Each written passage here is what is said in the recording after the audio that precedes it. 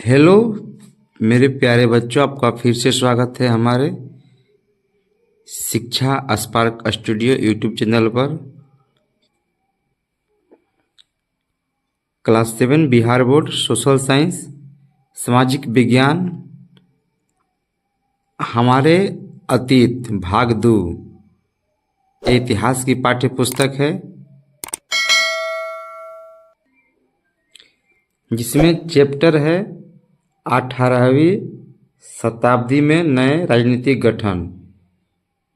इसका पहला वीडियो आप लोगों ने देखा और बहुत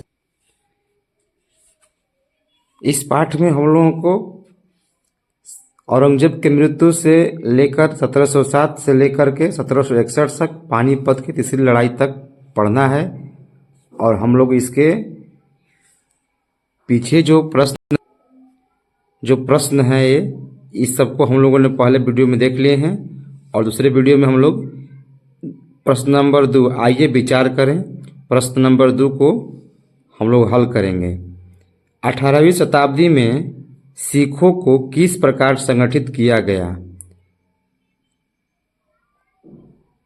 इसका आंसर देखते हैं।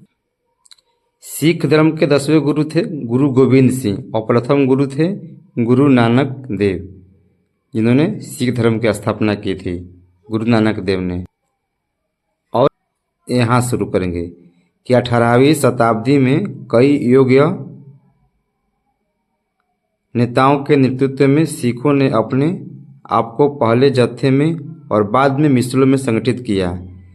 इन जत्थों और मिसलों की संयुक्त सेनाएं दल खालसा कहलाती थी। उन दिनों दल खालसा बैसाखी और दिवाली के पर्वों पर अमृतसर, यही अमृतसर है जहाँ पर गोल्डन टेम्पल है, अमृतसर में मिलता था। इन बैठकों में वो सामूहिक निर्णय लिए जाते थे जिन्हें गुरुमता यानी गुरु के प्रस्ताव कहा जाता था।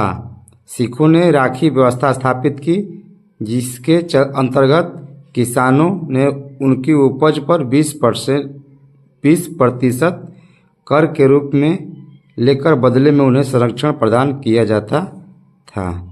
देखिए आपका आंसर यहीं से होगा। और चलते हैं तीसरा नंबर प्रश्न पे। मराठा शासक दक्कन के पार विस्तार क्यों करना चाहते थे? प्रश्न नंबर 3 का आंसर ऐसे लिखेंगे। मराठा शासक दक्कन के पार निम्नलिखित कारणों से विस्तार करना चाहते थे। पहला है, मराठा के उत्तर में शक्तिशाली मुगल साम्राज्य था, जिससे मराठा पार नहीं पा सकते थे।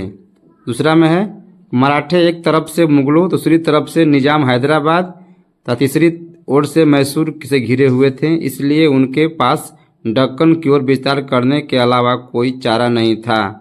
तो बच्चों आप लोग बताइएगा कि हैदराबाद किस राज्य की राजधानी है?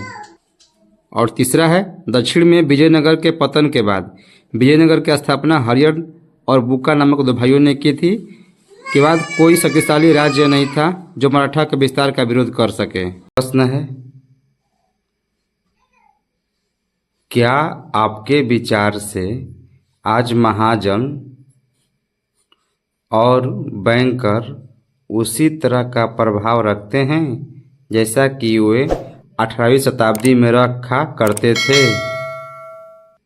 तो इसका और प्रश्न 4 का हल, नहीं, 18वीं शताब्दी के बैंकर और महाजनों की स्थिति आज के दौर में कमजोर हो गई है। इसके निम्नलिखित कारण है।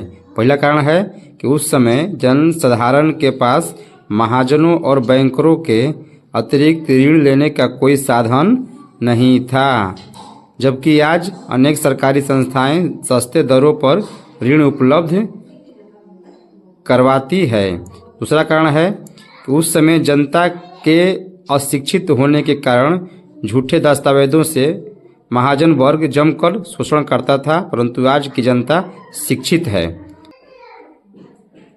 तीसरा है कि उस समय शासक वर्ग प्राय इस वर्ग का सहयोग करता था, मतलब जो राजा थे उस समय महाजन और बैंकरों का सहयोग करते थे, जिसके कारण यह अपनी इच्छा की ब्याज दर ऋण देते थे। परंतु आज कानूनों के माध्यम से ब्याज की दर का निर्धारण हो चुका है। तो बच्चों, आप लोग वीडियो को लाइक कर दीजिए, शेयर कर दीजिए, सब्सक्राइब कर दीजिए। और प्रश्न नंबर 5 है, क्या अध्याय में उल्लेखित कोई भी राज्य आपके अपने प्रांत में विकसित हुए थे? यदि हाँ, तो आपके विचार से 18वीं शताब्दी का जनजीवन आगे 21वीं शताब्दी के जनजीवन से किस रूप में भिन्न था? देखिए, इसका आंसर ऐसे लिखेंगे हम लोग। इसका आंसर ऐसे लिखेंगे, 18वीं शताब्दी के नए राजनीतिक गठन के अनुसार बंगाल, हैदराबाद और मराठा राज्य जैसे क्षेत्र के विकसित हुए थे, जो आज के कई प्रांतों में फैले हुए हैं। 18वीं शताब्दी का जनजीवन मुख्य रूप से कृषि और स्थानीय शासकों के अधीन था। सीमित परिवहन के कारण जीवन संघर्षपूर्ण था। 21वीं सदी में कैसा है जनजीवन? लोकतंत्र, आधुनिक तकनीक है, उन्नत स्वास्थ्य, तेज परिवहन है और शिक्षा के प्रसार के कारण बहुत अधिक सुविधाजनक, तेज और विकसित है। तो आप लोगों को वीडियो पसंद आया है तो वीडियो को लाइक कर दीजिए, शेयर कर दीजिए और हमारे चैनल को सब्सक्राइब कर दीजिए।